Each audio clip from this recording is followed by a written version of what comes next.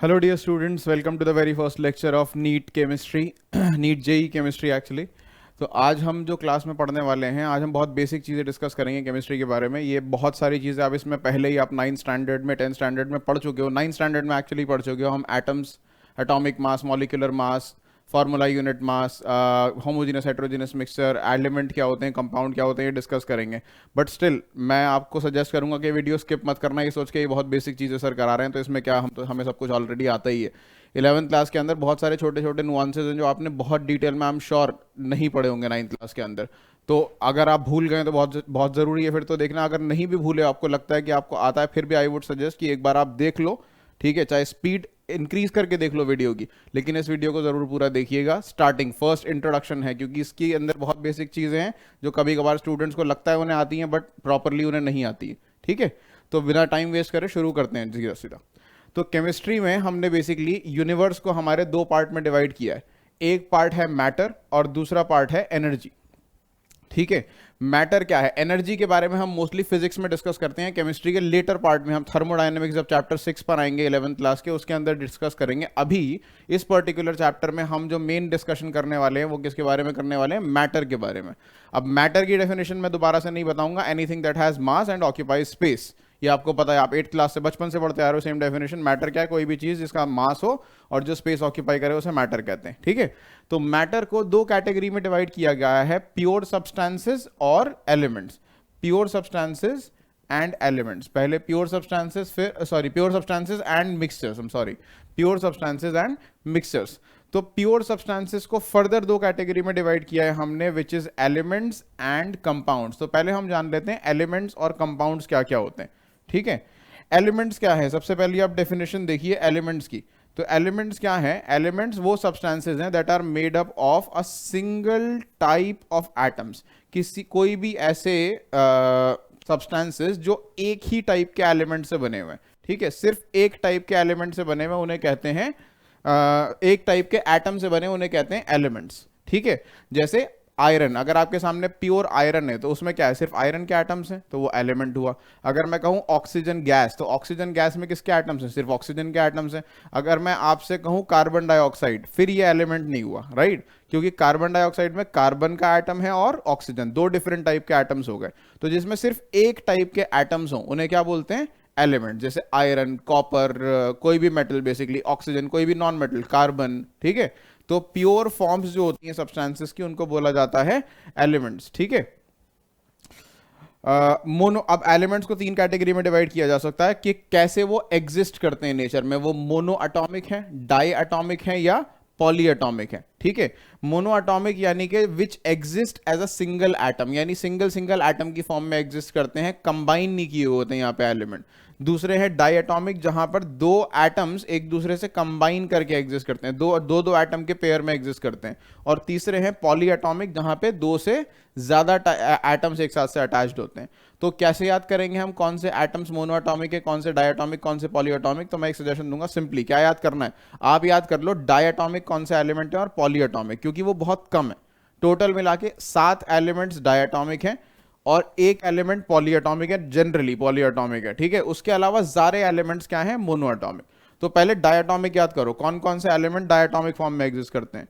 तो diatomic form में exist करता है hydrogen gas, oxygen gas, nitrogen gas, fluorine gas, chlorine gas, bromine liquid, iodine solid. इसमें जो पहले 4-5 हैं वो गैसेस हैं, ठीक है। ये जो ब्रोमीन है ये लिक्विड है, हालांकि ये बात अभी हमारे फिलहाल इस चीज़ से रिलेवेंट नहीं है, फिर भी मैं आपको बता रहा हूँ। ब्रोमीन जो है वो लिक्विड है और आयोडीन जो आखिरी वाला है वो सॉलिड फॉर्म में एग्जिस्ट करता है। बट आपको ये याद रखना जरूरी नहीं है, मेनली याद क्या रखना है, इन एलिमेंट्स के सिंबल्स याद रखने, हाइड्रोजन ऑक्सीजन नाइट्रोजन या हाइड्रोजन नाइट्रोजन ऑक्सीजन कुछ भी, fluorine chlorine bromine iodine.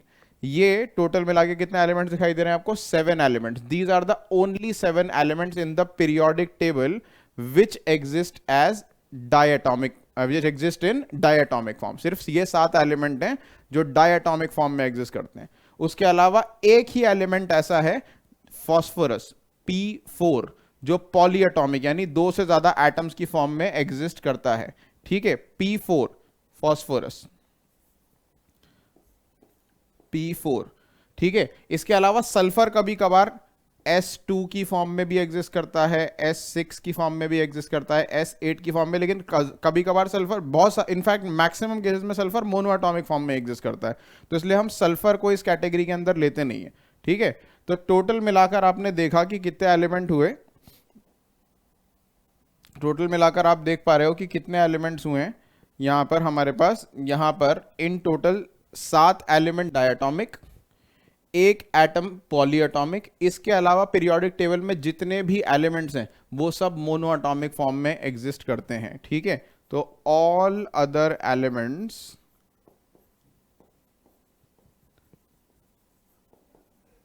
Accept diatomic and polyatomic, diatomic and polyatomic के अलावा जितने भी एलिमेंट्स हैं हमारे पास, ठीक है, पीरियोडिक टेबल में, वो सारे के सारे क्या हैं, मोनो एटॉमिक हैं, ठीक है। अब ये चीज़ काम कहाँ आएगी हमारे, ये काम कहाँ आएगी जब आप केमिकल रिएक्शंस बोलेंगे। अगर मैं बोलूँ केमिकल रिएक्शन कराओ कार्बन और ऑक्सीजन के बीच में, अगर मैं आपसे बोलूँ केमिकल रिएक्शन कराओ कार्बन और ऑक्सीजन के बीच में, तो आप रिएक्शन कैसे लिखोगे? आप सोचोगे रिएक्शन ऐसे लिखा जाएगा कि मैं पहले लिखूंगा कार्बन और ऑक्सीजन, और रिएक्शन के बाद जो भी बनेगा कार्बन डाइऑक्साइड वो बना दूंगा। लेकिन आपने गलत लिख दिया। क्यों? आपको ऑक्सीजन को क्या लिखना चाहिए था? O2। क्यों लिखना चाहिए था O2? Because oxygen exist in diatomic form. Carbon इनमें से नहीं है ना, इनमें से कार्बन नहीं है। ये जो मैंने डायटोमिक और पॉलीएटॉमिक लिखा तो carbon exist as a single atom, ठीक है। तो ये याद रखना है हमें। अब इसके अलावा अगर मान लो एक और रिएक्शन दे दिया, मैंने बोला हाइड्रोजन रिएक्ट्स विद ऑक्सीजन, तो हाइड्रोजन कैसे एग्जिस्ट करता है? डायटोमिक। ऑक्सीजन भी कैसे एग्जिस्ट करता है? डायटोमिक। मिला के बन गया वाटर। मिला के क्या बना वो बात की बात है, लेकिन पहले आपको क्या पता होना चाहिए? When I am writing a reaction, तो how will I write? For example I am writing a reaction between let's say hydrogen and nitrogen, तो ठीक है, हाइड्रोजन को लिखूंगा H2, नाइट्रोजन को लिखूंगा N2, तो क्या बनेगा? NH3। वो बात की बात है, क्या बनेगा? बेसिकली मुझे पता होना चाहिए कि कब इसके नीचे 2 लगाना है, कब नहीं लगाना है। अगर मैं रिएक्शन लिख रहा हूँ सल्फर और ऑक्सीजन के बीच में, तो सल्फर मोनोएटॉमिक, ऑक्सीजन डायटोमिक, क्या बन गया? SO2, ठीक है। अगर मैं रिएक्शन लिख रहा हूँ लेट्स से हाइड्रोजन और क्लोरीन के बीच में, H2 और क्लोरीन भी क्या है? डायटोमिक, Cl2, क्या बनाएगा? HCl, 2HCl, ठीक है, बैलेंस करोगे तो बेसिकली जब आप एलिमेंट लिख रहे हो तो एलिमेंट के नीचे 2 लगेगा, 4 लगेगा या कुछ नहीं लगेगा, वो आपको डिसाइड करना है। तो एलिमेंट के नीचे ज़्यादा डिफरेंट नंबर्स लगते नहीं है, या तो 2 लगते हैं डायटोमिक है, और एक ही पॉलीएटॉमिक है P4, ठीक है। बाकी सारे एलिमेंट्स क्या हैं? मोनोएटॉमिक। ये बहुत इंपॉर्टेंट चीज़ है केमिस्ट्री में, बड़ी बेसिक सी चीज़ है। किसी जिसको पता होगी उसे बहुत डम चीज़ लग रही होगी कि सर ये कितनी बेवकूफ़ी की बात को इतना एक्सप्लेन कर रहे हैं, लेकिन जिसको नहीं पता वो चीज़, इसे बहुत ध्यान से समझना है आपको, ठीक है। कि डायटोमिक एलिमेंट्स कौन से हैं? पॉलीएटॉमिक। तो ये 7 एलिमेंट डायटोमिक है, एक पॉलीएटॉमिक है, बाकी सारे एलिमेंट्स मोनोएटॉमिक हैं। किसी के बीच में भी आप रिएक्शन लिख रहे हो तो एलिमेंट्स अगर इन 7 में से और इस एक में से कोई नहीं है, इन 8 टोटल एलिमेंट में से नहीं है, तो वो क्या होगा? वो मोनोएटॉमिक होगा, ठीक है। चलो अब हम आते हैं अगली कैटेगरी पे। हमारे प्योर सब्सटेंसेस के अंदर ही दूसरी कैटेगरी है कंपाउंड्स। तो कंपाउंड्स क्या है? कंपाउंड्स हैं सब्सटेंसेस मेड अप ऑफ 2 और more different type of atoms in a fixed proportion. तो इसमें ये याद रखना है 2 और मोर डिफरेंट टाइप के एटम्स हैं, लेकिन किस में?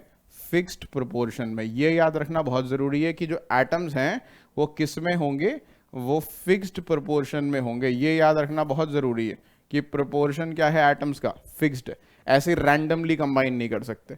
एग्जाम्पल के लिए जैसे इसमें H2O ले दिया मैंने, ठीक है, H2O, तो H2O वाटर होता है तभी बनेगा जब 2 एटम हाइड्रोजन और 1 एटम ऑक्सीजन होगा। ऐसा तो नहीं हो सकता ना कि 3 एटम हाइड्रोजन और 1 एटम ऑक्सीजन लूंगा तब भी H2O बन जाएगा। तो यहाँ पे एटम्स का मिक्सचर है, ठीक है, 2 या 2 से ज्यादा एटम्स का मिक्सचर है, लेकिन किस में? फिक्स्ड रेशो में, फिक्स्ड प्रोपोर्शन में या फिक्स्ड रेशो में। सल्फ्यूरिक एसिड बना रहा हूँ H2SO4, तो 2 hydrogen 1 sulphur 4 oxygen. Carbon dioxide बना रहा हूँ 1 कार्बन 2 ऑक्सीजन, ठीक है। लेट्स से H2CO3 बना रहा हूँ carbonic acid, H2CO3, 2 hydrogen 1 carbon 3 oxygen. Nitric acid बना रहा हूँ HNO3, 1 hydrogen 1 nitrogen 3 oxygen. Base बना रहा हूँ सोडियम हाइड्रोक्साइड, 1 सोडियम 1 ऑक्सीजन और 1 हाइड्रोजन, ठीक है। तो basically these are what we call compounds, ठीक है, जहां पे दो या दो से ज्यादा टाइप के एटम्स हैं और वो फिक्स्ड रेशो में है, फिक्स्ड प्रोपोर्शन में है, इनको क्या बोलते हैं, कंपाउंड्स, ठीक है। तो basically compounds are also molecules, ठीक है, but all molecules are not compounds. For example hydrogen, क्योंकि दो एटम कंबाइन कर रहे हैं तो हाइड्रोजन एक मॉलिक्यूल है, ठीक है, लेकिन क्या ये एक कंपाउंड है, नहीं, क्योंकि इसमें एक ही टाइप के एटम है। H2O एक कंपाउंड तो है ही, लेकिन H2O में दो या दो से ज्यादा टाइप के एटम्स है, तो ये क्या है, मॉलिक्यूल भी है। सिमिलरली ये सारे की सारे ये क्या है, दे आर ऑल्सो मॉलिक्यूल्स, ठीक है, as well as compound. But these for example diatomic and polyatomic, they are all molecules but they are not compounds. तो हम ये कह सकते हैं कि all compounds are molecules but all molecules are not compounds, ठीक है। सारे कंपाउंड्स मॉलिक्यूल होते हैं लेकिन सारे मॉलिक्यूल कंपाउंड नहीं होते। चलो अगली चीज डिस्कस करते हैं हम।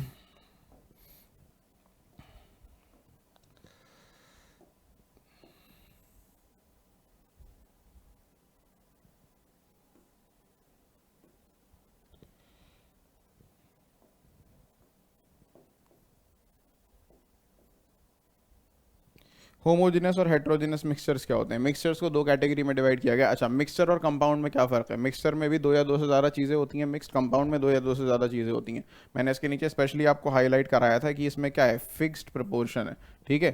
फ़र्क बस इतना ही है कि मिक्सचर में फिक्स्ड प्रपोर्शन नहीं है, कंपाउंड में फिक्स्ड प्रपोर्शन में होती हैं चीज़ें, मिक्सचर में जो फिक्स्ड प्रपोर्शन है वो नहीं होता, ठीक है।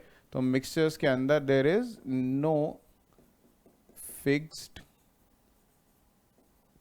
प्रोपोर्शन। तो जो भी चीजें आप मिला रहे हो they will not necessarily be in fixed proportions, ठीक है। तो आई होप ये चीज क्लियर है। अब मिक्सचर जो है वो दो टाइप का है, होमोजेनस मिक्सचर और हेट्रोजेनस मिक्सचर। होमोजेनस मिक्सचर क्या है, mixtures having uniform composition through out, पूरे में यूनिफॉर्म कॉम्पोजिशन है। जैसे मान लीजिए शुगर एंड वाटर का सॉल्यूशन है, sugar solution in water. In fact कोई भी चीज़ जो पानी में डिजॉल्व होती है, सॉल्ट का सोल्यूशन बना दो वाटर में, उसके अंदर अगर आप देखोगे, अगर एक चीनी मिला दी आपने पानी के अंदर, ठीक है, तो पानी ऊपर से भी उतना ही मीठा होगा, नीचे से भी उतना मीठा होगा, बीच में से भी उतना ही मीठा होगा, यानी थ्रू आउट पूरी तरीके से शुगर डिजॉल्व हो जाएगी उसके अंदर। कोल्ड ड्रिंक पीते हो आप, कोल्ड ड्रिंक क्या है, एक होमोजेनस मिक्सचर है, ठीक है। In fact all solutions are homogeneous mixtures, ठीक है। तो जब कोई चीज़ प्रॉपरली एकदम परफेक्टली मिक्स हो जाती है वो क्या हो जाता है, होमोजेनस मिक्सचर हो जाता है। फॉर एग्जाम्पल हमारी एयर, एयर जो है, एयर भी क्या है, होमोजेनस मिक्सचर। मैं अगर यहाँ पे ब्रीद कर रहा हूँ, ठीक है, मुझे भी 21% ऑक्सीजन मिल रही है तकरीबन। आप अपने घर पे ब्रीद कर रहे हो, आपको भी 21% ऑक्सीजन मिल रही है, 78% नाइट्रोजन मिल रही है। तो एयर कहीं पे भी चले जाओ, जो कॉम्पोजिशन होगा, nitrogen, oxygen, argon, carbon dioxide, जितनी भी डिफरेंट गैसेज है, उनका जो कॉम्पोजिशन होगा वो क्या होगा, थ्रू आउट सेम होगा। पहाड़ के ऊपर जाके भी होगा, समुद्र के नीचे जाके भी होगा, समुद्र के नीचे भी जितनी भी है एयर है बाय द वे, ठीक है, समुद्र के अंदर जो भी डिजॉल्व्ड गैसेज है उनका कॉम्पोजिशन, ठीक है। या फिर किसी पहाड़ के नीचे चले जाओ, दुनिया में कहीं पे भी चले जाओ, एयर का कॉम्पोजिशन क्या होगा, सेम होगा। तो एयर भी क्या हुआ, होमोजेनस मिक्सचर हुआ। हेट्रोजेनस मिक्सचर क्या होते हैं, जहाँ पे नॉन यूनिफॉर्म कॉम्पोजिशन है। हल्दीराम का मिक्सचर खाते हो, ठीक है, नमकीन, उसमें क्या है, उसमें पीनट्स भी डली हुई है, वो सेव भी डला हुआ है और वो मीठे वो भी डले हुए हैं, बहुत सारी चीज़ें हैं। बट क्या ऐसा होता है कि हर चम्मच के अंदर अगर आप खाते हो तो सारे कॉम्पोनेंट्स आपके पास आते हैं, ऐसा होता ही नहीं। क्यों, क्योंकि वो क्या है, हेट्रोजिनस मिक्सचर है, सारी चीज़ें इक्वली प्रॉपरली मिक्स नहीं है। जो चीज़ थोड़ी भारी होगी मिक्सचर में वो सेटल डाउन हो जाएगी, जो हल्की होगी वो ऊपर की तरफ आ जाएगी जैसे ही उसे शेक करोगे। चॉक पाउडर को पानी में मिला दो, ठीक है, अगर आप किसी को मान लो सैंड को वाटर में डिजोल्व करने की कोशिश करो, सैंड भी मतलब सॉइल ले लो, चलो सॉइल इन वाटर, तो सॉइल को वाटर में डिजोल्व करने की कोशिश करोगे, सॉइल वाटर में डिजोल्व होती है नहीं, बहुत ज़्यादा शेक करोगे आपको दिखने लगेगा वाटर मर्की है, बट लीव इट तो सॉइल क्या हो जाएगी, सेटल हो जाएगी, नीचे की तरफ सॉइल ज़्यादा होगी, ऊपर कम होगी, ठीक है।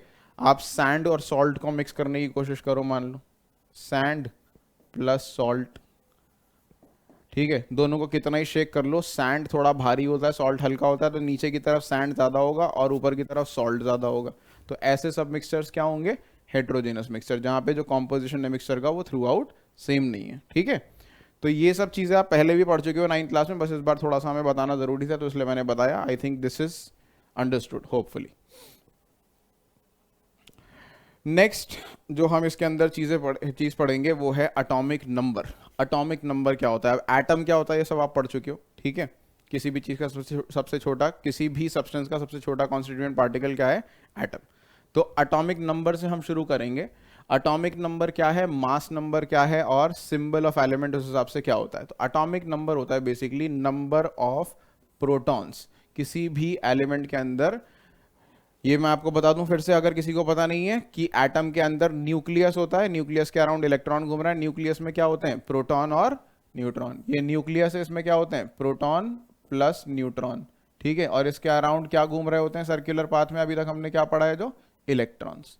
तो इलेक्ट्रॉन्स इसके अराउंड सर्कुलर पाथ में ऐसे घूम रहे होते हैं, ठीक है। तो एटॉमिक नंबर क्या होता है? Number of protons in an elements. और मास नंबर क्या होता है? Number of proton plus number of neutrons, ठीक है। प्रोटॉन और न्यूट्रॉन के सम को हम क्या बोलते हैं? Mass number. Atomic number generally element का रिप्रेजेंट किया जाता है सिंबल Z से, और मास नंबर रिप्रेजेंट किया जाता है सिंबल A से, ठीक है, ज्यादातर, ठीक। अब इसी बेसिस पे हमने एलिमेंट का सिंबल बना लिया है। क्या सिंबल बनाया है हमने एलिमेंट का? जैसे मान लीजिए X एलिमेंट है तो उसका एटॉमिक नंबर हम नीचे लिखते हैं और मास नंबर ऊपर लिखते हैं, यानी कि एटॉमिक नंबर Z नीचे लिखते हैं, मास नंबर A ऊपर लिखते हैं, ठीक है। तो मैं ऐसे भी बोल सकता हूं इसी बात को कि X के नीचे जो लिखा हुआ है वो क्या है? एटॉमिक नंबर है। एटॉमिक नंबर का मतलब वो क्या है? नंबर ऑफ प्रोटॉन्स है। प्रोटॉन्स को P प्लस से रिप्रेजेंट कर लो, ठीक है। और या चलो P से ही रिप्रेजेंट कर लेते हैं। X एलिमेंट का सिंबल है, नीचे क्या है? प्रोटॉन, और ऊपर क्या है? प्रोटॉन प्लस न्यूट्रॉन, ठीक है। नीचे सिर्फ एटॉमिक नंबर है, ऊपर मास नंबर है। तो प्रोटॉन होते हैं, एटॉमिक नंबर होते हैं प्रोटॉन, और मास नंबर होते हैं प्रोटॉन प्लस न्यूट्रॉन, ठीक है। अब अगर इसका एग्जाम्पल ले लें हम इसके, ठीक है, कुछ इसके एग्जाम्पल देख लेते हैं। एग्जाम्पल्स देखिए इसके। जैसे सोडियम एटम लिख दिया हमने, सोडियम में 11 एटॉमिक नंबर, 23 मास नंबर, ठीक है। और एग्जाम्पल देखिए, carbon 6 atomic number, 12 mass number, ऐसे भी लिखा जाता है। हाइड्रोजन के केस में 1 एटॉमिक नंबर, 1 मास नंबर, ठीक है। नाइट्रोजन के केस में 7 एटॉमिक नंबर, 14 मास नंबर, ठीक है। और क्या एग्जांपल्स ले सकते हैं? और एग्जांपल ले लीजिए, let's say chlorine 17 atomic number, 35 mass number, ठीक है। बहुत सारे एलिमेंट्स हैं, ठीक। तो ये कुछ एग्जांपल हो गए। नीचे एटॉमिक नंबर आता है, ऊपर मास नंबर आता है। और ये ध्यान देना है, प्रोटॉन नीचे होते हैं, इलेक्ट्रॉन प्रोटॉन प्लस न्यूट्रॉन ऊपर होते हैं, ठीक है। अच्छा, इससे पहले कि मैं ये नीचे वाला पार्ट बताऊं, मैं आपको एक चीज़ और बताना चाहता हूं आइसोटोप से पहले, कि किसी भी एलिमेंट के अंदर proton plus neutron plus electron का यूज़ करके हम क्या क्या निकाल सकते हैं। तो जैसे मान लीजिए सोडियम का एग्जाम्पल ले लेते हैं, जो हम सोडियम कर रहे थे, इसका एग्जाम्पल सॉल्व कर लेते हैं। सोडियम के केस में अगर आपको बताना है, मान लीजिए प्रोटॉन कितने, इस केस में प्रोटॉन कितने, तो प्रोटॉन क्या होते हैं? क्या बताया? जो नीचे एटॉमिक नंबर लिखा होता है वही प्रोटॉन्स होते हैं। ये जो नीचे एटॉमिक नंबर लिखा होता है वो होते हैं प्रोटॉन, ये होते हैं प्रोटॉन। तो प्रोटॉन कितने? 11, ठीक है। न्यूट्रॉन कितने? न्यूट्रॉन कैसे निकालेंगे? ऊपर है प्रोटॉन प्लस न्यूट्रॉन, नीचे है प्रोटॉन। तो अगर जो ऊपर है उसे में से नीचे वाला माइनस कर दूंगा, 23 में से 11 माइनस कर दूंगा तो क्या आ जाएगा? 12। 12 क्या आ गए? न्यूट्रॉन, ठीक है। इसके बाद इलेक्ट्रॉन कैसे निकालेंगे? इलेक्ट्रॉन कैसे निकालेंगे? इलेक्ट्रॉन का बड़ा सिंपल सा लॉजिक है। एटम न्यूट्रल है, एटम पे कोई चार्ज नहीं है, तो जितने प्रोटॉन होंगे, प्रोटॉन क्या होते हैं? पॉजिटिव, इलेक्ट्रॉन क्या होते हैं? नेगेटिव। जितने प्रोटॉन होंगे उतने ही तो इलेक्ट्रॉन होंगे हमेशा, ठीक है। अगर एटम पे कोई चार्ज नहीं है तो जितने प्रोटॉन होंगे उतने ही क्या होंगे? इलेक्ट्रॉन होंगे। तो 11 प्रोटॉन है तो 11 ही क्या होंगे? इलेक्ट्रॉन, सही है। तो आई होप ये बात समझ में आई। हाइड्रोजन का केस देख लेते हैं, ये वाला। हाइड्रोजन के केस में देखिए, प्रोटॉन कितने होंगे? प्रोटॉन क्या है? ये है प्रोटॉन, ये जो लिखे हुए हैं ये क्या है? ये है प्रोटॉन। ये क्या है? ये है प्रोटॉन प्लस न्यूट्रॉन। तो प्रोटॉन इस केस में कितने हैं? 1। तो प्रोटॉन इस केस में है 1। न्यूट्रॉन कितने? क्या बताया? ऊपर वाले में से नीचे वाला माइनस कर दो, 1 में से 1 माइनस करोगे क्या आएगा? 0, ठीक है। इलेक्ट्रॉन कितने, जितने प्रोटॉन उतने ही इलेक्ट्रॉन, इलेक्ट्रॉन भी कितने, 1। तो एक क्वेश्चन ऐसा कभी कभार आ जाता है, कौन सा ऐसा एलिमेंट है पीरियोडिक टेबल में जिसमें न्यूट्रॉन होते ही नहीं है? तो हाइड्रोजन ही एक ऐसा एलिमेंट है जिसके अंदर न्यूट्रॉन नहीं होते, बाकी सभी एलिमेंट्स के अंदर न्यूट्रॉन होते हैं। ठीक है, एक एग्जाम्पल ये ले लें, चलो इसको मिटा देते हैं। Let's take chlorine as another example. Chlorine के केस में अगर आप देखिए प्रोटॉन कितने हैं, नीचे जो लिखा है प्रोटॉन है 17, न्यूट्रॉन कैसे निकलते हैं, इसमें से इसको माइनस कर दो, 35 में से 17 माइनस करोगे क्या आ जाएगा, 35 माइनस 17 माइनस करोगे 18 क्या आ गए, न्यूट्रॉन। ठीक है, 18 न्यूट्रॉन आ गए। इलेक्ट्रॉन कितने आएंगे, जितने प्रोटॉन उतने ही इलेक्ट्रॉन, तो 17 प्रोटॉन तो 17 ही क्या आ गए, इलेक्ट्रॉन। ठीक है, तो आई होप यहां तक क्लियर है। अब एक चीज समझिए बड़ी इंपॉर्टेंट,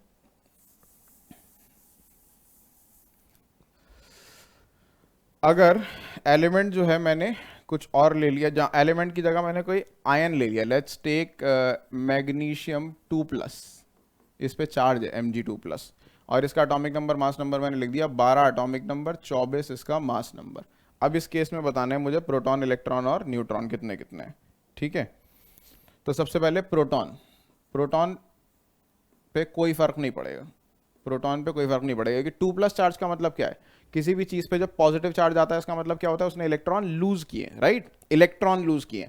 तो प्रोटॉन और न्यूट्रॉन पे कोई फर्क पड़ेगा नहीं, इलेक्ट्रॉन तो बाहर है ना, प्रोटॉन और न्यूट्रॉन का है न्यूक्लियस के अंदर, तो इलेक्ट्रॉन प्रोटॉन और प्रोटॉन न्यूट्रॉन पे कोई फर्क नहीं पड़ेगा, इलेक्ट्रॉन पे फर्क पड़ेगा।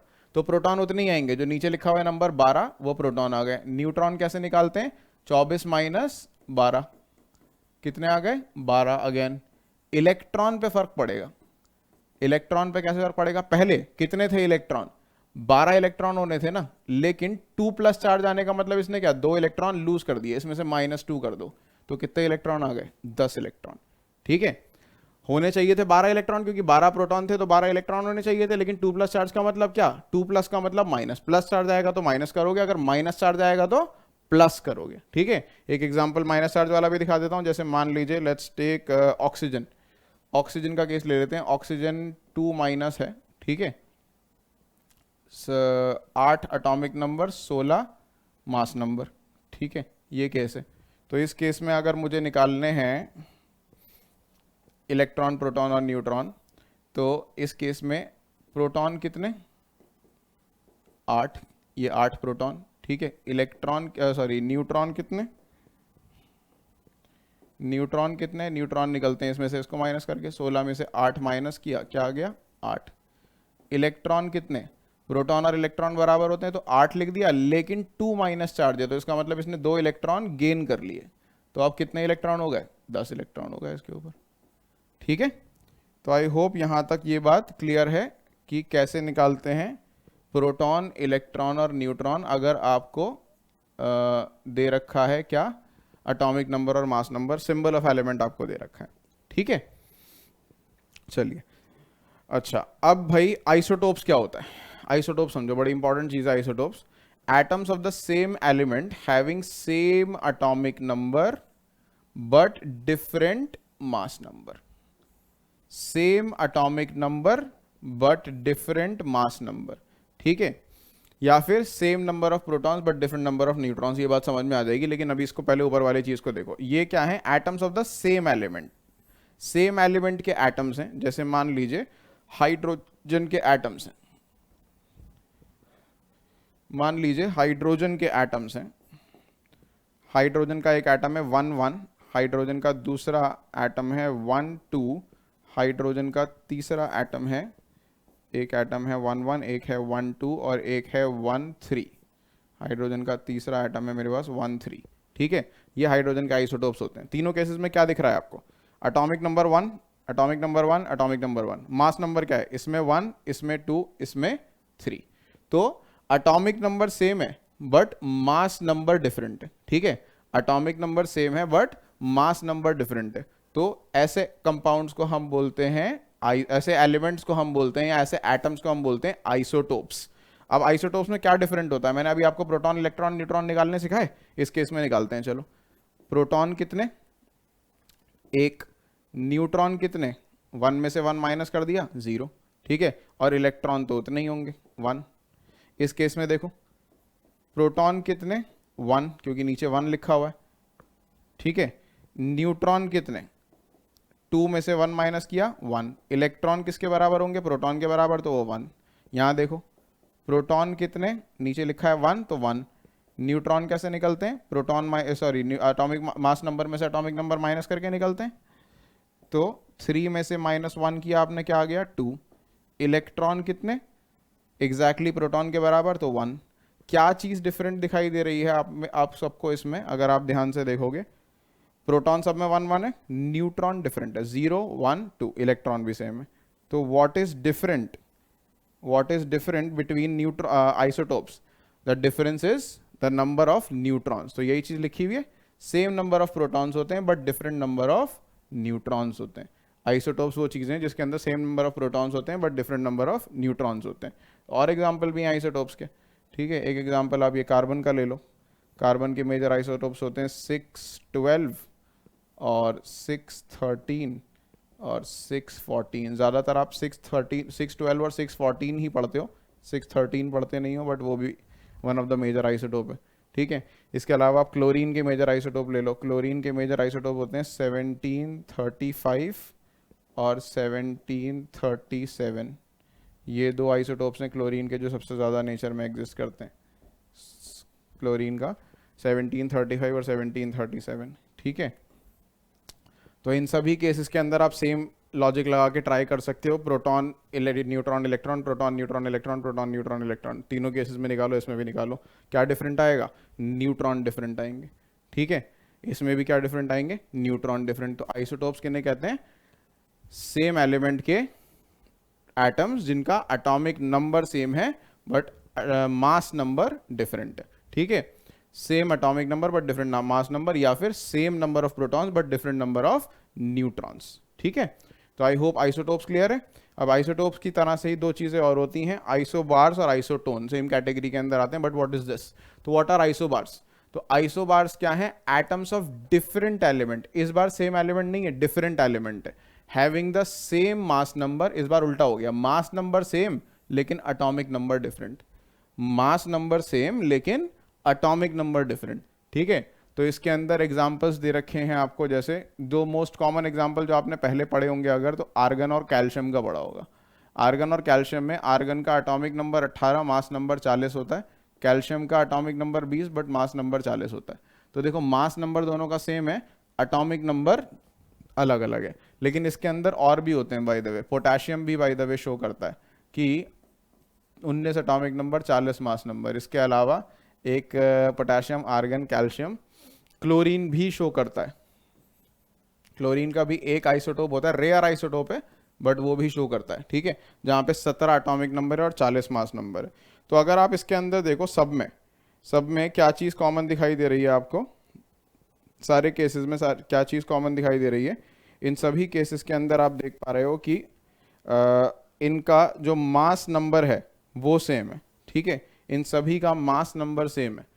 तो सब केसेस में मास नंबर क्या है, 40 40 40 40। मास नंबर किसके बराबर होता है, प्रोटॉन प्लस न्यूट्रॉन के, ठीक है। और प्रोटॉन और न्यूट्रॉन कहाँ पर लाई करते हैं, न्यूक्लियस के अंदर, इसलिए इन्हें न्यूक्लियॉन्स भी कहा जाता है। क्या कहा जाता है, न्यूक्लियॉन्स भी कहा जाता है प्रोटॉन प्लस न्यूट्रॉन को, ठीक है। तो हम ये भी कह सकते हैं आइसोबार्स और can also be called as having similar nucleons. तो ऐसे एटम्स जिनका न्यूक्लियॉन्स सिमिलर हो, ठीक है, एटम्स हैविंग सिमिलर न्यूक्लियॉन्स, तो इनको भी आप आइसोबार बोल सकते हो, ठीक है। एक एग्जांपल और है इन्हीं का आइसोबार्स का, आइसोबार्स का एक एग्जांपल और दे रखा है, आयरन एंड निकल, ठीक है। दोनों के केसेस में आयरन का एटॉमिक नंबर 26 होता है, निकल का 28 होता है, डिफरेंट एटॉमिक नंबर है, लेकिन दोनों का मास नंबर 58 होता है, ठीक है, दोनों का मास नंबर 58 होता है। तो ये भी क्या हो गए, आइसोबार्स हो गए, ठीक है। चलो नेक्स्ट टॉपिक जो है हमारा वो है आइसोटोन्स। आइसोटोन्स क्या होते हैं भाई, एटम्स ऑफ डिफरेंट एलिमेंट, ये भी डिफरेंट एलिमेंट ही है, having the same number of neutrons, ठीक है। याद क्या रखना है इसमें, सेम नंबर किस चीज का है, न्यूट्रॉन्स का नंबर सेम है, ठीक है। एग्जाम्पल के लिए इसके अंदर आप sulphur, chlorine, argon, potassium, calcium, इन सभी केसेस के एग्जाम्पल ले सकते हो। कैसे? देखो, इनके वेरियस आइसोटोप्स हैं जो ऐसे एग्जिस्ट करते हैं। क्लोरीन का एक टाइप का क्लोरीन होता है जिसका अटोमिक मास नंबर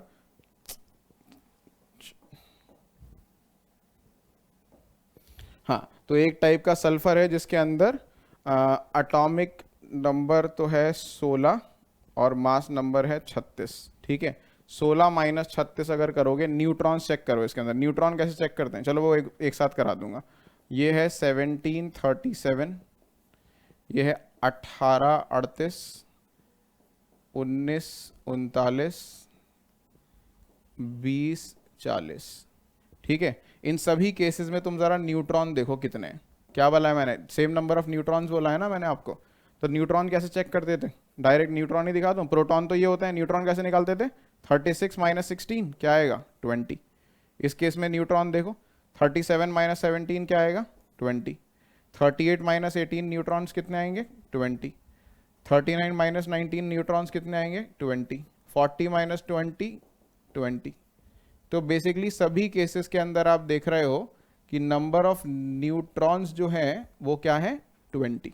ठीक है, सभी केसेस में नंबर ऑफ न्यूट्रॉन्स क्या है? 20। ये वेरियस आइसोटोप्स हैं। देखो, कंफ्यूज मत होना, आप बोलोगे कि यहाँ पे तो आपने आर्गन 1840 लिखा था, यहाँ पे 1838 कैसे लिख दिया? मैंने आपको आइसोटोप्स बताया ना, तो आर्गन के आइसोटोप्स ही होते हैं ये। आर्गन का एक आइसोटोप ऐसा है जिसका एटॉमिक नंबर 18 है और एटॉमिक मास नंबर 40 है। दूसरा आइसोटोप है, एक का एटॉमिक नंबर 18 है, मास नंबर 38 है। ठीक है, तो ये सारे एलिमेंट्स एग्जिस्ट करते हैं, ये कंफ्यूज मत होना। ठीक है, कि यहाँ पर मैंने पोटेशियम कुछ और लिखा है, यहाँ पोटेशियम कुछ और लिखा है, यहाँ पोटेशियम 1940 लिखा है, यहाँ 1939 लिखा है। These are the different isotopes of potassium. ठीक है, so these are called isotones, जहाँ पे नंबर ऑफ न्यूट्रॉन्स बराबर हैं। और जहाँ पर, तो एक बार क्विकली बता रहा हूँ दोबारा से, कंफ्यूजन ना हो। आइसोटोप्स क्या है? जिसके अंदर एटॉमिक नंबर सेम है बट मास नंबर डिफरेंट है। अगर प्रोटॉन न्यूट्रॉन की फॉर्म में देखो तो प्रोटॉन सेम है बट न्यूट्रॉन डिफरेंट है। प्रोटॉन सेम है बट न्यूट्रॉन डिफरेंट है। मोस्ट इंपॉर्टेंट हमारे लिए यही है। आइसोबार आइसोटोन इतने इंपॉर्टेंट नहीं है हमारे आगे की स्टडी के लिए। आइसोबार आइसोटोन पे एक इंडिपेंडेंट क्वेश्चन आ सकता है, ठीक है, अलग से, कि आइसोबार आइसोटोन क्या आते हैं, बट यूज क्या होंगे हमारे? यूज होंगे आइसोटोप्स मेनली। तो आइसोटोप्स को बहुत ध्यान से याद रखना कि same number of proton but different number of neutrons, या फिर same atomic number but different mass number. ठीक है, एटॉमिक नंबर नीचे वाला सेम होगा, मास नंबर ऊपर वाला डिफरेंट होगा। आइसोबार्स क्या है? जिसके अंदर उल्टा है, same mass number but different atomic number. ठीक है, तो इसके कुछ एग्जांपल्स हैं। फिर से आइसोटोन्स क्या है? Same number of neutrons. ये डिफरेंट एलिमेंट्स हैं जिसके अंदर सेम नंबर ऑफ क्या है? न्यूट्रॉन्स। प्रोटॉन्स जो है वो भी सिमिलर नहीं है, ये डिफरेंट एलिमेंट है ना। प्रोटॉन सेम है बेसिकली, ना न्यूट्रॉन सेम है, लेकिन सॉरी, ना प्रोटॉन सेम नहीं है लेकिन न्यूट्रॉन सेम है। Same number of neutron but different number of protons, ऐसा बोल सकते हो आप। ठीक है, same number of neutrons but different number of protons, ये भी आप ऐड कर सकते हो इसके अंदर। सेम न्यूट्रॉन्स होते हैं बट डिफरेंट प्रोटॉन्स होते हैं। ठीक है, चलो नेक्स्ट टॉपिक भाई, एटॉमिक मास। एटॉमिक मास क्या है? Basically mass of one atom of an element. ठीक है, नाम में ही है उसकी डेफिनेशन, एटॉमिक मास, एटम का mass, mass of one atom of an element क्या बोलेगा? Atomic mass. ठीक है, अब एक यहाँ पे बड़ी इंपॉर्टेंट चीज़ बताऊंगा, जिनको लग रहा था 9th में उन्होंने सब कुछ पढ़ लिया, उन्हें सब कुछ ये चीज़ें आती हैं, तो उनको थोड़ी सी एक नई चीज़ पता लगेगी, या हो सकता है आपको पता भी हो। एटॉमिक मास और मास नंबर को ना बट सेम चीज़ मानते हैं। एटॉमिक मास और मास नंबर हम क्या मानते हैं? सेम चीज़। जैसे आप बोलते हो कि कार्बन जो है उसका एटॉमिक ये 612 लिखते हैं, तो हम बोलते हैं कि भाई इसका मास नंबर, मैंने पूछा क्या है कार्बन का, तो बोलते हैं बच्चे की 12। ठीक है, सही बात है, बिल्कुल, मास नंबर क्या है? 12। लेकिन अगर मैं पूछता हूं भाई बताओ इसका एटॉमिक मास क्या है, तो बच्चे क्या बोलते हैं? 12U sir. ठीक है, एटॉमिक मास का यूनिट क्या होता है बाय द वे? AMU या U। पहले ज़माने में AMU यूज़ करते थे शुरू में, फिर उसको चेंज करके क्या कर दिया था? U, 12U। ठीक है, तो क्या आपका आंसर, फिर तो आप क्या सोचोगे? तो मास नंबर और एटॉमिक मास तो सेम चीज़ है? नहीं, सेम चीज़ नहीं है। ठीक है, एटॉमिक मास एक्चुअली 12U होता ही नहीं है, ये राउंड ऑफ की हुई फिगर है।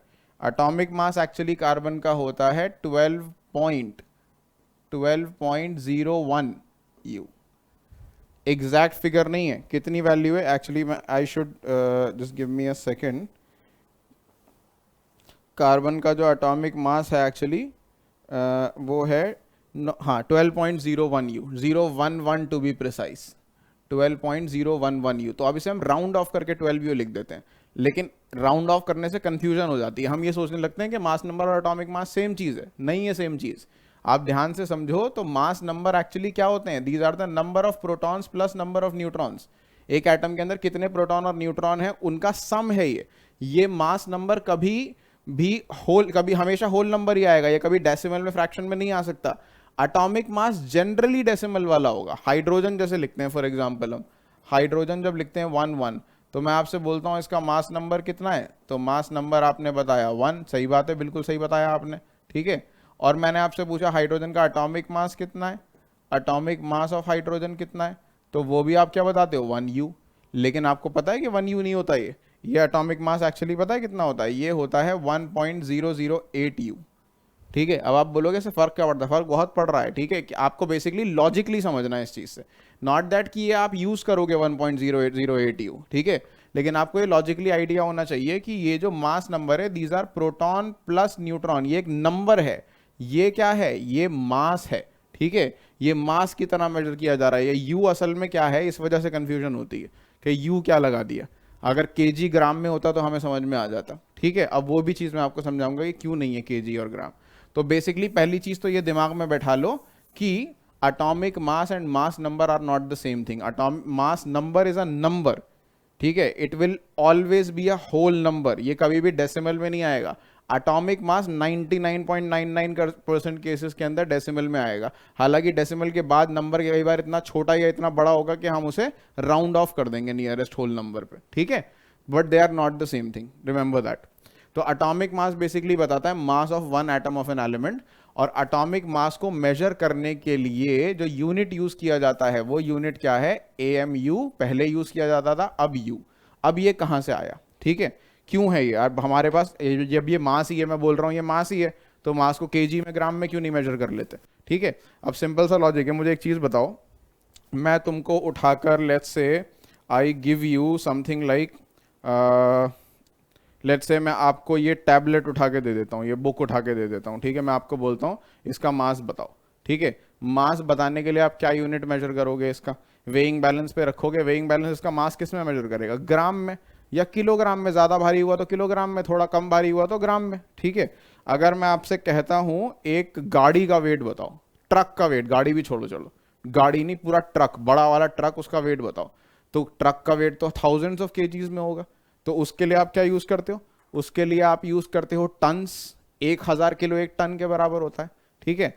अगर फॉर एग्जाम्पल आप कोई बहुत महंगी गोल्ड खरीदने जाते हो, ठीक है, गोल्ड का मास किस में नापेंगे, मिलीग्राम में, तोला में भी बिकता है, तोला बेसिकली 10 ग्राम होता है। लेकिन मान लो मैं आपको एक हेयर स्ट्रैंड, आपके बाल के एक स्ट्रैंड, एक बाल का वेट कितना होगा, क्या लोगे, मिलीग्राम, माइक्रोग्राम, ठीक है। तो बेसिकली अगर मैं बाल का वेट कहूँ टन में बताओ, तो कोई सेंस बनता है इस बात का, 1000 किलो एक टन होता है। अगर मैं कहूँ एक हेयर स्ट्रैंड का वेट बताओ एक टन में कितना होगा, ठीक है, बता सकते हो बताने को, लेकिन वो नंबर कैसा आएगा, 0.00000 समथिंग टन, ठीक है। तो सिमिलरली अगर मैं एटम का वेट बताना चाहता हूं, एटम कितना छोटा है, सोचो मेरा जो बाल है एक छोटा सा, उसके भी, उसके अंदर भी मिलियंस ऑफ एटम्स हैं, तो एक एटम कितना ही छोटा होगा, ठीक है।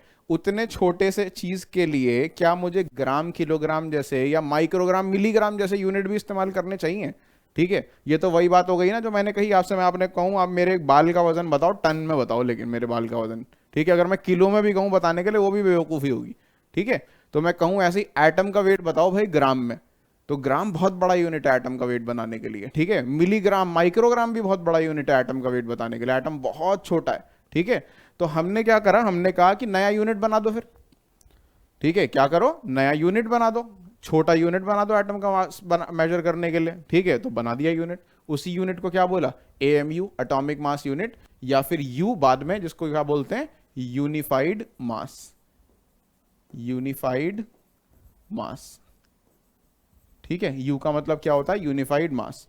तो अब कैसे बनाया यूनिट, कैसे कैसे, कुछ तो तरीका होगा ना यूनिट बनाने का। तो उन्होंने कहा क्या करो, कार्बन का एटम इमेजिन करो, कार्बन के कई सारे आइसोटोप होते हैं, कौन सा वाला आइसोटोप, 612 वाला आइसोटोप जो होता है ना, उसका एक एटम इमेजिन करो, और इमेजिन करो इसके कितने 12 इक्वल पीसेस कर दिए मैंने, 1 2 3 4 5 6, 1 2 3 4 5 6, ठीक है, इसके 12 इक्वल पीसेस कर दिए। इसमें से जो एक पीस है ना उठा के, ठीक है, इन 12 इक्वल पीसेस में से अगर मैं एक पीस उठा लूं कोई सा भी, वो एक पीस 1U के बराबर है, इमेजिनरी, ठीक है। ऑब्वियसली कार्बन के 12 इक्वल पीसेस नहीं कर सकते आप, लेकिन उन्होंने कहा इमेजिन करो कार्बन 12 के अगर 12 इक्वल पीसेस कर दिए तो उसमें से जो एक पीस होगा वो किसके बराबर होगा, 1U के। तो 1U it is defined as the mass exactly equal to 1/12 the mass of one atom of carbon 12। Carbon 12 के एक एटम के मास का 1/12 यानी उसके 12 पीसेस कर दो, उसमें से एक पीस किसके बराबर होगा, 1U के। तो हमने ये यूनिट डिफाइन कर लिया। अब क्योंकि ये कार्बन से ही बनाया है तो कार्बन का मास क्या हो गया, कार्बन का मास हो गया 12U, ठीक है।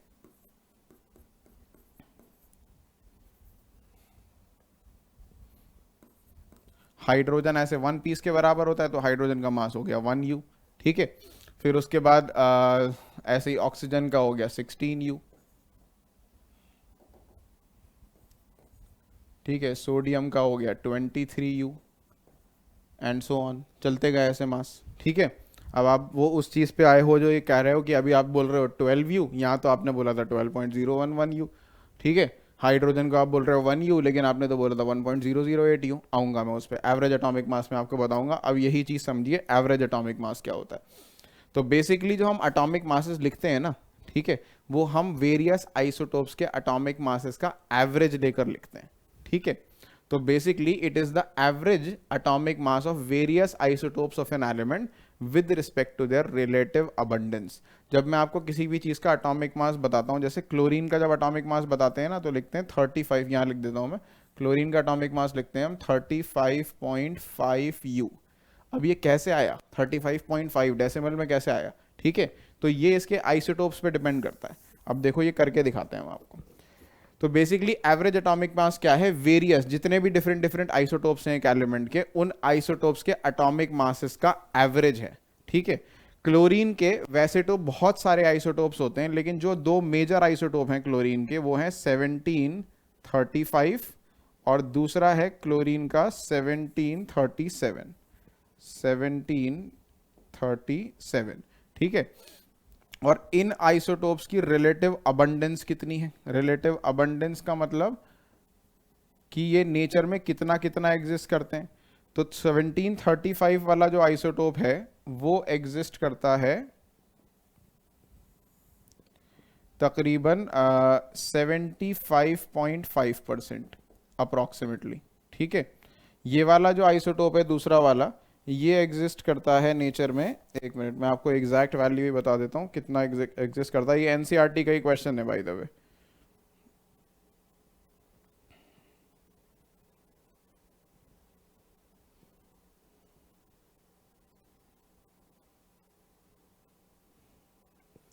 हाँ, तो ये एग्जिस्ट करता है एक्चुअली 17.77%, 17.77% अबंडेंस जो है इसकी।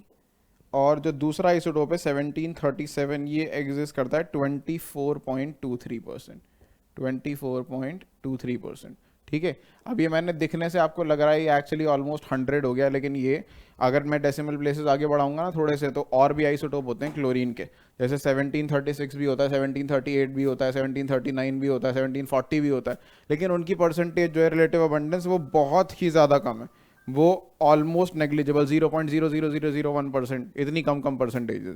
तो दो मेजर आइसोटोप जो हैं क्लोरीन के वो ये हैं, ठीक है, जिनकी रिलेटिव अबंडेंस इतनी इतनी है।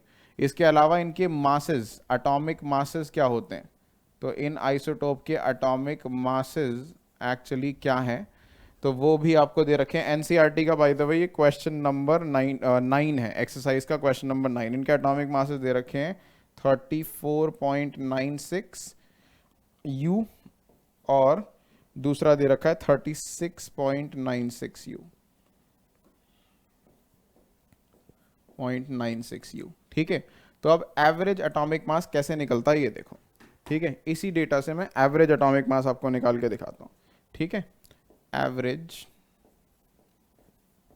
एटॉमिक मास, तो ये निकालने का तरीका क्या है। ठीक है, एवरेज एटॉमिक मास निकालने के लिए आप सिंपली जो भी उसका एटॉमिक मास है उसकी उसकी परसेंटेज अबंडेंस से, रिलेटिव अबंडेंस से मल्टीप्लाई करोगे। जैसे 34.96 यू जो है वो कितना परसेंट एग्जिस्ट करता है, 75.77%। 34 पॉइंट, ये वाला जो आइसोटोप है 34.35 वाला, ये एग्जिस्ट करता, ये इसका मास है 34.96 और इसकी परसेंटेज अबंडेंस कितनी है, 75.77। 75.77 डिवाइडेड बाय 100, क्योंकि परसेंटेज है। ये बन गया एक, प्लस करोगे इसमें आप दूसरा आइसोटोप जिसका मास कितना है 36.96, 36.96 मल्टीप्लाइड बाय, और इसकी अबंडेंस कितनी है 24.23%, 24.23% डिवाइडेड बाय 100। इस पूरे इक्वेशन को जब आप सॉल्व करोगे तो आपका आंसर 35.5 यू निकल कर आएगा। तो that is how you got this 35.5 you average atomic mass of chlorine, and that is how you determine the atomic mass of all the elements. जितने भी एलिमेंट्स हैं पीरियोडिक टेबल में, उन सब के एटॉमिक मासेस जो लिए हुए हैं आपने, वो उनके एवरेज एटॉमिक मासेस ही यूज किए हैं हमने through out the periodic table. ठीक है, तो आई होप ये चीज क्लियर है सबको। इसके अलावा हमें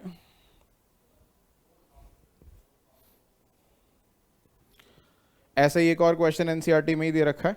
ठीक है, आर्गन के एटॉमिक मास निकालने हैं, तो इस केस में आपको परसेंटेज अबंडेंसेस दे रखी हैं आर्गन एलिमेंट की, और जैसे आर्गन के 3 आइसोटोप्स हमें दे रखे हैं यहाँ पे।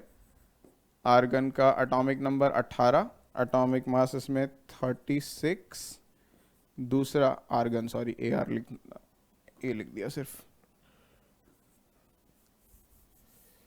दूसरा आइसोटोप जो आर्गन का दे रखा है वो दे रखा है 38 और 40, 18, 38, और तीसरा दे रखा है आर्गन का 18, 40।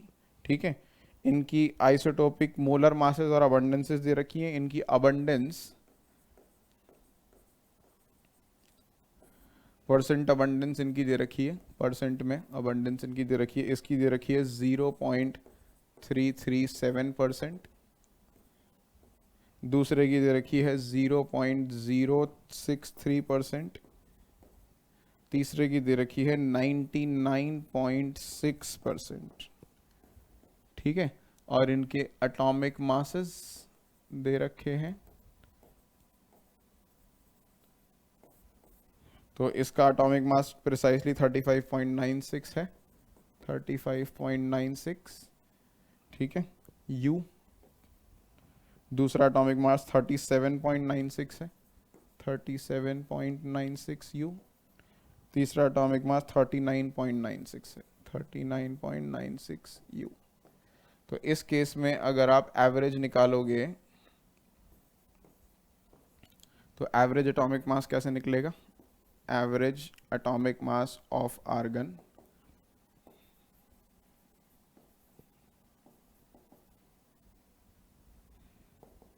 तो पहला एटॉमिक मास है 35.96 मल्टीप्लाइड बाय उसकी परसेंटेज 0.337 डिवाइडेड बाय 100, ये आ गया, प्लस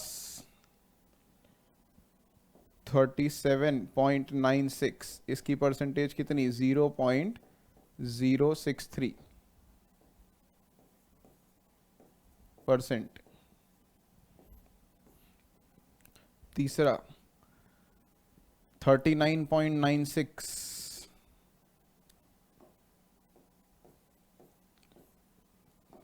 और इसकी परसेंटेज कितनी, 99.6।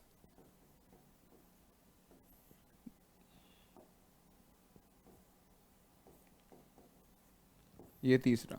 ठीक है, इसका आप एवरेज करोगे,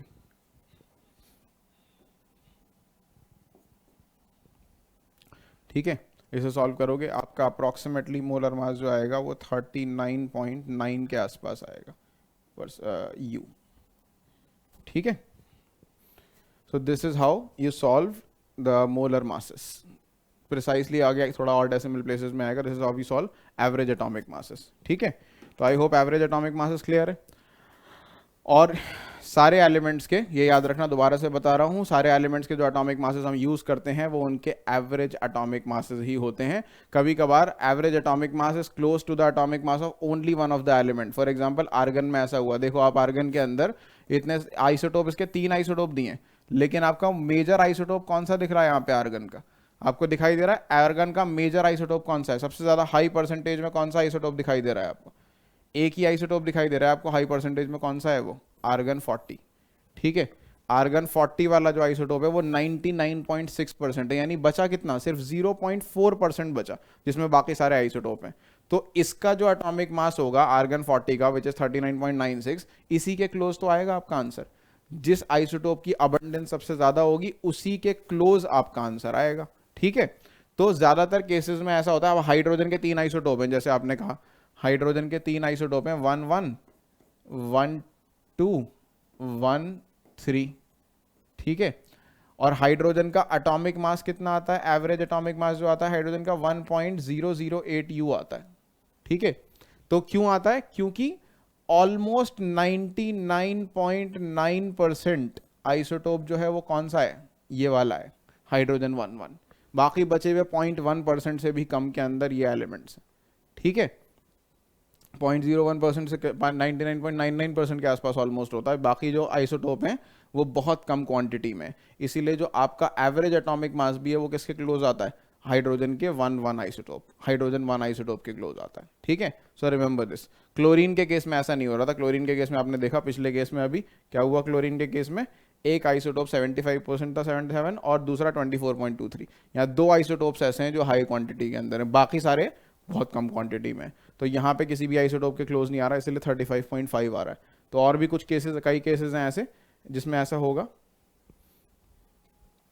ठीक है, तो आई होप एटॉमिक मास क्या होता है, एटॉमिक मास यूनिट क्या होता है, और एवरेज एटॉमिक मास क्या होता है, ये आपको क्लियर हो गया. नेक्स्ट जो चीज़ हम आज पढ़ेंगे वो है मॉलिक्यूलर मासेस. तो मॉलिक्यूलर मास बहुत सिंपल सी चीज़ है, mass of one molecule of an element और अ कंपाउंड. किसी भी एलिमेंट के एक मॉलिक्यूल या कंपाउंड का मास. ठीक है, उसे मॉलिक्यूलर मास कहते हैं. तो अगर हम मॉलिक्यूल बना दें, वैसे H2 लिख दें, तो H2 के केस में H का एटॉमिक मास क्या होता है, 1. 2H का क्या हो जाएगा, 2 × 1, दैट इज 2U. ठीक है, मैं अगर बोल दूं O2 का मोलर मास, मॉलिक्यूलर मास कितना होगा, तो एक ऑक्सीजन का होता है 16, 2 ऑक्सीजन का क्या हो जाएगा, 16 × 2 32. अब यहाँ एलिमेंट्स ले सकता हूँ या कंपाउंड ले सकता हूँ, कंपाउंड क्या, H2O जैसे. तो हाइड्रोजन का 1 होता है, और हाइड्रोजन कितने हैं मेरे पास, 2 हाइड्रोजन है, 1 × 2 प्लस ऑक्सीजन कितने हैं, 16, 16 × 1, क्योंकि एक ही बार ऑक्सीजन है, तो क्या आ गया ये 18U. ठीक है, H2SO4 का निकालना है मुझे, H2SO4 का एटॉमिक मास निकालना है. H2SO4 का एटॉमिक मास कैसे निकलेगा, हाइड्रोजन का 1, कितने हाइड्रोजन है, 2 बार, तो 1 × 2, प्लस सल्फर का एटॉमिक मास 32, कितनी बार सल्फर है, 1 बार, तो × 1, प्लस ऑक्सीजन का एटॉमिक मास 16, और कितने ऑक्सीजन है, 4 बार ऑक्सीजन है, तो × 4. ठीक है, तो 2 + 32, 64 × 4 64, ये आ गया आपका 98U. 98U. ठीक है, कैल्शियम हाइड्रोक्साइड निकालना है, CaOH होल ट्वाइस. ठीक है, कैल्शियम कितना है इसके अंदर, कैल्शियम का एटॉमिक मास कितना है, कैल्शियम का एटॉमिक मास है 40. कैल्शियम कितनी बार है, 1 बार, तो × 1. ठीक है, प्लस ऑक्सीजन का एटॉमिक मास कितना होता है, ऑक्सीजन का एटॉमिक मास है 16. ऑक्सीजन कितनी बार है, होल ट्वाइस लगा हुआ है ना इस पे, इसका मतलब होल ट्वाइस का मतलब क्या, 2 बार ऑक्सीजन 2 बार हाइड्रोजन, तो ऑक्सीजन 2 बार है, तो × 2, प्लस हाइड्रोजन का एटॉमिक मास होता है 1, हाइड्रोजन कितनी बार है, ये भी 2 बार है, तो × 2. तो क्या बन गया ये 40 + 16 × 2 32 + 2, क्या आ गया 74U. ठीक है, तो I hope molecular mass clear है. ठीक है, सो वेरी सिंपल कॉन्सेप्ट आप कर चुके हैं ऑलरेडी. एटम के लिए जैसे एटॉमिक मास निकालते हैं, मॉलिक्यूल के लिए मॉलिक्यूलर मास निकालते हैं, वेरी सिंपल, ठीक है। अब वो मॉलिक्यूल चाहे एलिमेंट का मॉलिक्यूल हो या कंपाउंड का मॉलिक्यूल हो, ठीक है, चाहे वो एलिमेंट का मॉलिक्यूल हो, जैसे एलिमेंट के मॉलिक्यूल क्या H2 और O2 same type of atoms, तो एलिमेंट के मॉलिक्यूल या कंपाउंड के मॉलिक्यूल, दोनों केस में क्या बोलेंगे, मॉलिक्यूलर मास। तो एटम के लिए एटॉमिक मास, मॉलिक्यूल के लिए मॉलिक्यूलर मास, वेरी सिंपल। अब फॉर्मूला यूनिट मास क्या है, तो बेसिकली ये क्या है, mass of one formula unit of an ionic compound. अब ये बड़ी इंपॉर्टेंट चीज है, ठीक है, वैसे तो इससे फर्क नहीं पड़ता, अगर आपको नहीं पता होगा तो इससे नॉट दैट कि इससे बहुत मेजर चीजें चेंज हो जाती हैं, बट पता होना बहुत जरूरी है उसके बावजूद भी, ठीक है। जब मैं बात करता हूं कोवेलेंट, जब मैं बात करता हूं ना आयोनिक कंपाउंड की, जैसे फॉर एग्जांपल मैं बात कर रहा हूं CO2 की, CO2 कैसे एग्जिस्ट करता है, कार्बन डाइऑक्साइड गैस कैसे एग्जिस्ट करती है, इसका अगर स्ट्रक्चर बनाऊं मैं CO2 का, ऐसा होता है, C डबल बॉन्डेड हो, इधर भी डबल बॉन्डेड हो। अगर आपने 10th क्लास में पढ़ा है तो बहुत अच्छी बात है, नहीं पढ़ा तो अभी सीख जाएंगे आप आगे। C डबल बॉन्डेड हो, C डबल बॉन्डेड हो, ये होता है एक CO2 मॉलिक्यूल, ठीक है। तो हवा में अगर CO2 उड़ रही है तो ऐसे इंडिपेंडेंट मॉलिक्यूल्स होते हैं CO2 के, ये एक मॉलिक्यूल आ गया, ये दूसरा मॉलिक्यूल आ गया, ये तीसरा मॉलिक्यूल आ गया, ठीक है, किसी भी डायरेक्शन में होंगे, डजेंट मैटर, CO2 ये चौथा मॉलिक्यूल आ गया। तो बेसिकली ये सारे मॉलिक्यूल एक दूसरे से इंडिपेंडेंटली हवा में उड़ रहे हैं, ठीक है। तो एक मॉलिक्यूल, सारे मॉलिक्यूल एक दूसरे से क्या है, इंडिपेंडेंट है, अलग अलग हैं, तो इन केस में मैं मॉलिक्यूलर मास निकाल सकता हूँ। CO2 के केस में क्या निकाल सकता हूँ, मॉलिक्यूलर मास निकाल सकता हूँ। यहां पे मैं I can calculate the molecular mass of CO2 very easily. Carbon का 12, एक कार्बन है तो 12 इंटू 1, ऑक्सीजन का 16, दो ऑक्सीजन है, 16 इंटू 2 32, तो 12 प्लस 32 मिलाकर कितना हो गया, 12 प्लस 32 ये हो गया 44U। लेकिन ये था मेरे बेसिकली कोवेलेंट कंपाउंड, क्या थे, कोवेलेंट कंपाउंड, जिसके अंदर कोवेलेंट बॉन्ड बन रहा है।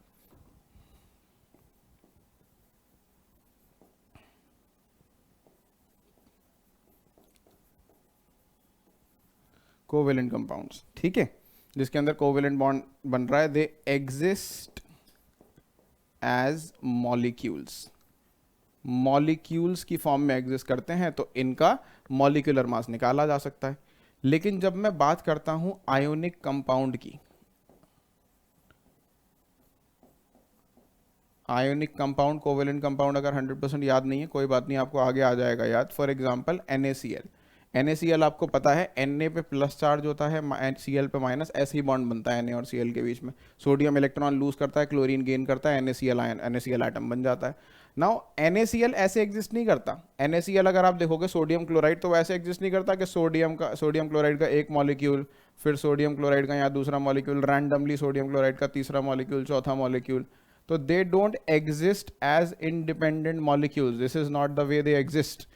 फिर कैसे एग्जिस्ट करता है सोडियम क्लोराइड, सोडियम क्लोराइड ऐसे एग्जिस्ट करता है कि इसके अंदर बेसिकली क्रिस्टल बना हुआ होता है। कैसे क्रिस्टल, सोडियम आयन, फिर क्लोराइड आयन, फिर सोडियम आयन, फिर क्लोराइड आयन, फिर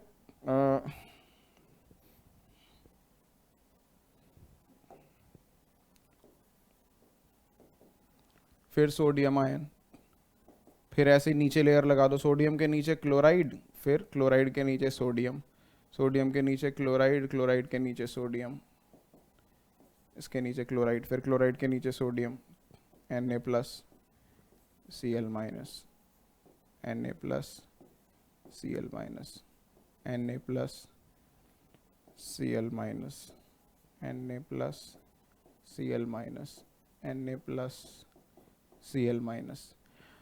तो आप देख रहे हो एक लेयर बन गई है सोडियम क्लोराइड, ये सोडियम इस क्लोराइड को अट्रैक्ट कर रहा है, क्लोराइड सोडियम को अट्रैक्ट कर रहा है, ये क्लोराइड इस सोडियम को अट्रैक्ट कर रहा है, सोडियम इस क्लोराइड को, so they are all alternatively sodium chloride, sodium chloride, sodium chloride, ऐसे डायरेक्शन में, ऐसे डायरेक्शन में, ऐसे डायरेक्शन में, यानी backward sodium chloride, sodium chloride, sodium chloride, sodium chloride, sodium chloride, sodium chloride, sodium chloride, sodium chloride, sodium chloride. तो basically एक 3D cube बन जाएगा। एक लेयर बना दी, इस लेयर के ऊपर एक और लेयर, उसके ऊपर एक और लेयर, उसके ऊपर एक और लेयर, तो what you will and up forming, you will and up forming a cube. उस पूरे क्यूब में क्या है, sodium chloride, sodium chloride, sodium chloride. अगर उस क्यूब के अंदर मान लो 10,000 सोडियम है तो 10,000 क्लोराइड है, ठीक है, उस क्यूब में 10,000 सोडियम है तो 10,000 क्लोराइड। ठीक है, तो बेसिकली मैं ये थोड़ी कह सकता हूं कि सोडियम क्लोराइड का एक मॉलिक्यूल है। मॉलिक्यूल का मतलब क्या होता है, एक सोडियम एक क्लोराइड का एक अलग से मॉलिक्यूल है, फिर एक अलग से मॉलिक्यूल है। यहाँ पे क्या है, पूरा क्रिस्टल होता है। आयोनिक कंपाउंड में हमेशा ऐसा ही होता है, चाहे सोडियम क्लोराइड हो, चाहे पोटेशियम क्लोराइड हो, चाहे कैल्शियम सल्फेट हो। ठीक है, किसी के अंदर कैल्शियम सल्फेट है तो कैल्शियम फिर सल्फेट, कैल्शियम फिर सल्फेट, कैल्शियम फिर सल्फेट, कैल्शियम क्लोराइड है, Ca फिर Cl फिर Cl, Ca फिर Cl फिर Ca फिर Cl। तो basically they form a crystal. तो क्रिस्टल के केस में मॉलिक्यूल नहीं होता, तो मॉलिक्यूल नहीं होता तो मॉलिक्यूलर मास नहीं निकाल सकते। फिर क्या होता है, इनका फॉर्मूला होता है। जैसे मैंने बोला कि अगर इसमें 10,000 सोडियम होंगे तो 10,000 ही क्लोराइड होंगे, इक्वल अमाउंट में होंगे। 10,000 सोडियम होंगे तो 10,000 क्लोराइड होंगे। तो अगर 10,000 है दोनों चीजें, तो इनका फॉर्मूला क्या हो गया, फॉर्मूला हो गया ना NaCl। ठीक है, फॉर्मूला क्या हो गया, NaCl। तो मैं जब मास निकालता हूं इसका, तो मैं मॉलिक्यूलर मास नहीं बोलूंगा इसे, उसको मैं क्या बोलूंगा, फॉर्मूला यूनिट मास। तो कैलकुलेट वैसे ही होगा, कुछ अलग चीज नहीं है ये। सोडियम क्लोराइड का मास कैसे निकालूंगा, सोडियम का होता है 23 और क्लोराइड का होता है 35.5। तो ऐड करके मेरा आंसर क्या आएगा, मेरा आंसर वही आएगा 58.5, और यूनिट भी वही लगेगा। ठीक है, बस नाम अलग है। कैलकुलेट वैसे ही होता है जैसे ही मॉलिक्यूलर मास होता है, लेकिन क्योंकि ये मॉलिक्यूल होते ही नहीं, आयोनिक कंपाउंड जब मॉलिक्यूल बनाते ही नहीं, तो इनके मास को मॉलिक्यूलर मास क्यों बोलेंगे, क्या बोलेंगे इनके मास को, फॉर्मूला यूनिट मास। ठीक है, तो आयोनिक कंपाउंड के केस में मॉलिक्यूलर मास को ही फॉर्मूला यूनिट मास बोलते हैं, बस ये समझ लो। जब मॉलिक्यूल आयोनिक कंपाउंड के केस में मॉलिक्यूलर मास को ही क्या बोलते हैं, फॉर्मूला यूनिट मास, क्योंकि they do not exist as molecule, they exist as crystals. ठीक है, what I have formed here is called as a crystal lattice, to be specific, crystal lattice of NaCl बना के दिखाया है मैंने आपको ये। ठीक है, so this is a crystal lattice of NaCl। ठीक है, तो आयोनिक कंपाउंड्स क्रिस्टल लैटिस की फॉर्म में एग्जिस्ट करते हैं, मॉलिक्यूल्स की फॉर्म में एग्जिस्ट नहीं करते, इसीलिए उनके मॉलिक्यूलर मास को मॉलिक्यूलर मास नहीं क्या बोलते हैं, फॉर्मूला यूनिट मास बोलते हैं। ठीक है, because they have formulas not molecules. Calcium chloride के केस में कैल्शियम क्लोराइड का फॉर्मूला जैसे होता है CaCl2। ठीक है, तो यहाँ पे क्या होगा, जितने कैल्शियम है उसके डबल क्लोराइड होंगे। अगर 10,000 कैल्शियम है क्रिस्टल में, ये क्रिस्टल अगर मैं कैल्शियम क्लोराइड के लिए बनाऊंगा तो 10,000 अगर कैल्शियम है तो 20,000 क्लोराइड होंगे। 10,000 अगर कैल्शियम है इस क्रिस्टल में तो 20,000 क्लोराइड होंगे, यानी कि एक कैल्शियम के लिए 2 क्लोराइड। तो इसका फॉर्मूला क्या बन जाएगा, कैल्शियम का एटॉमिक मास 40, क्लोराइड के एटॉमिक मास 35.5 इंटू 2। ठीक है, ये मल्टीप्लाई कर देंगे तो 40 + 71, सही है, ये आपका जो मास आ जाएगा 111 U। ठीक है, तो आई होप ये क्लियर है। ठीक, तो आपको आज हमने क्या क्या करा दिया, आज हमने पहले जनरल डिफरेंसेस कर लिए, जनरल हमने कैटेगराइज कर लिया केमिस्ट्री को, मैटर और एनर्जी, प्योर सब्सटेंसेस और mixtures, elements, compounds, homogeneous heterogeneous mixtures के अंदर आपको हमने बता दिया कि एटॉमिक नंबर, मास नंबर क्या होता है, आइसोटोप्स क्या होते हैं, एलिमेंट्स के सिंबल क्या होते हैं, प्रोटॉन, इलेक्ट्रॉन, न्यूट्रॉन हम कैसे पता लगाते हैं, आपको बता दिया आइसोटोप्स, आइसोबार और आइसोटोन्स क्या होते हैं, और एटॉमिक मास क्या होते हैं, एवरेज एटॉमिक मास क्या होता है। सारे एलिमेंट्स का जो मास, एटॉमिक मास हम यूज करते हैं वो कभी भी एटॉमिक मास किसी एक एटम का नहीं, average of their isotopes use किया जाता है। ठीक है, और आखिरी हमने मॉलिक्यूलर मास क्या होता है और फॉर्मूला यूनिट मास क्या होता है ये सीख लिया। ठीक है, आगे आने वाली क्लासेस में हम आगे का कंटिन्यू करेंगे, केमिस्ट्री को थोड़ा सा और डिटेल में समझेंगे, मोल कॉन्सेप्ट पढ़ेंगे नेक्स्ट क्लास में होपफुली हम। ठीक है, thank you so much for watching, keep making notes. Class के अंदर देखिए, बस बैठ के वीडियो लेक्चर की तरह मत देखिए, this is not a movie that you are watching कि सर बोल रहे हैं और हम मूवी देख रहे हैं, नींद आ जाएगी आपको। अगर आप नोट्स नहीं बनाओगे साथ साथ तो डेफिनेटली आपको नींद आ जाएगी। हर क्लास में no matter how boring, keep writing. ठीक है, चाहे थोड़ा बहुत ही लिखो बट लिखते रहो साथ साथ में। अगर आपको लग रहा है आपको आता भी है तब भी लिख लो, कोई बात नहीं। अगर आपको आता है तो आपको नींद आ जाएगी, आप नहीं लिखोगे तो। ठीक है, so please keep making notes, have fun, have a great day, thank you so much.